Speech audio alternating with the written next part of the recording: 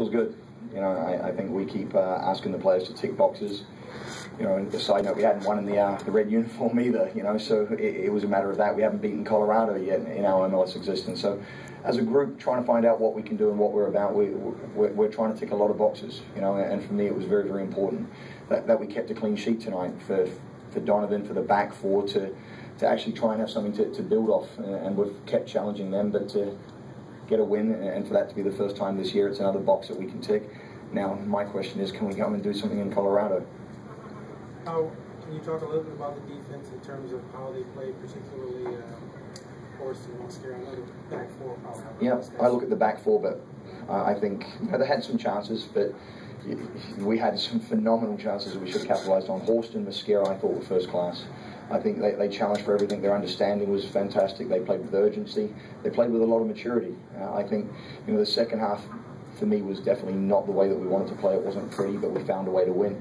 And we've kept challenging the group to play with maturity and find a way to win. So it was a good second half in many, many ways. And those two, I think, led by example.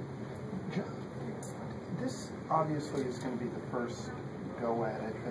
What's really kind of your plan in terms of talking now to Caleb and kind of assessing the game from his point of view as well? You know, I've got to be respectful for what he's doing in Akron, and it's very, very important that he focuses on that. We'll be in contact when it doesn't interfere with his schedule. I think that's the first thing that needs to be noted. But with Caleb, he sent DVDs, he sent game notes, he sent stats from every single game. It has been for a little while now. So in moving forward, we give him our individual player reviews, and constant communication will be in effect to look at what we need to move forward. So Caleb will not be looking at the system, the style, all of that. He'll decide when he comes in. What he's looking at is the individual performances of players.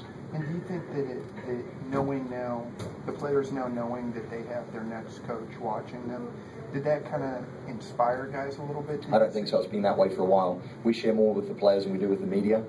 So, you know, we have a great group of players, and they've known who's been in town and who's come to watch games and who were potential candidates, and those individuals have been watching games, and that's been part of the interview process, to get the feedback from the individuals that we interviewed, to find out what their thoughts were on games, what their thoughts were on individuals. So that's been happening for a while anyway. Talk about DK and, you know, getting to this point. It's been sort of a long journey for him this season. Yep. I had DK in second division. He was a handful, and, you know, in the first year in MLS, ruptured Achilles. I think he showed a great level of commitment to the sport and the organisation by making a recovery in 5 months. He came back and he was in good shape in the start of the season, but really didn't have a look or a chance to get into the team. And, you know, when a player doesn't get a chance to play for the team or in the squad, they lose a little bit of interest. So it was important for me to get Bright DK out on loan, get him back, get him energised, get him, you know, match fit.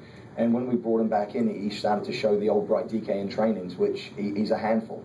And, you know, he's not a player that you would, you know, tick the box for finesse.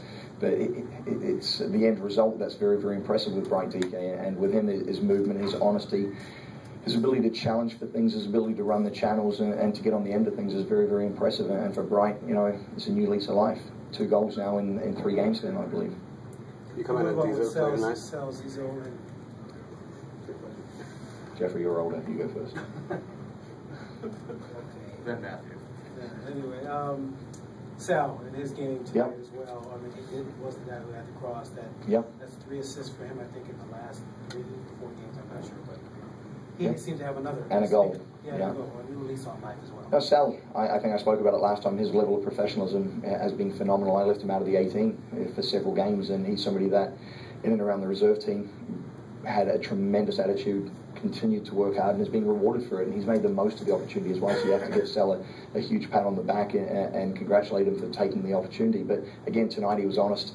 And with Sal, the left back is always going to have a torrid time. They've got to look after Sal for 90 minutes. He has the ability to go past people, has the ability to link up, and he has been very, very effective. And, you know, I'm happy for the guy.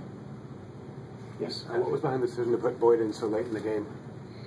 Boyd, it was a matter of, he's very, very intelligent, and for me, you know, it's a different situation from last week. We needed somebody to look after 3 players, because Thomas was dropping back in, Lorenowitz was dropping back in, and they're 2 central defenders. They were trying to still use them to play out of. And with Bright, sometimes a little bit too honest and overcommitting and allowing them to play out with Boyd. you know, he's a very intelligent player, and getting him to sit to stop those two from being able to play out was my reasoning for that. And also, he deserves a lot of respect, and you have to look after him. So with Boyd, you can't suddenly start to cheat and capitalise and start to push an extra central defender higher, because he has the ability to finish and capitalise on opportunities. How do you take these last 2 wins that you've had and go into Wednesday's road game and try and get your first road win of the season? I think we have to, you know, look at the momentum and the confidence.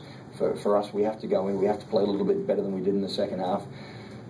But I think we're capable, and for me, it's another box that, as a group and a team, that we need to tick. We haven't gone into Colorado and done well, so this is an opportunity for us to show that we are maturing as a team, and that we don't have to go back to the drawing board, that we can continue to progress as a team, and that's very, very important for us. So that'll be the main motivation, to say, you know, can the starting 11 go again, and can we get the job done?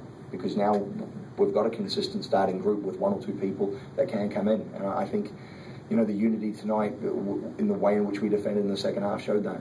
Last one, please. You just had 3 goals. Three goals in Colorado last time. How much did that play into the motivation of the team?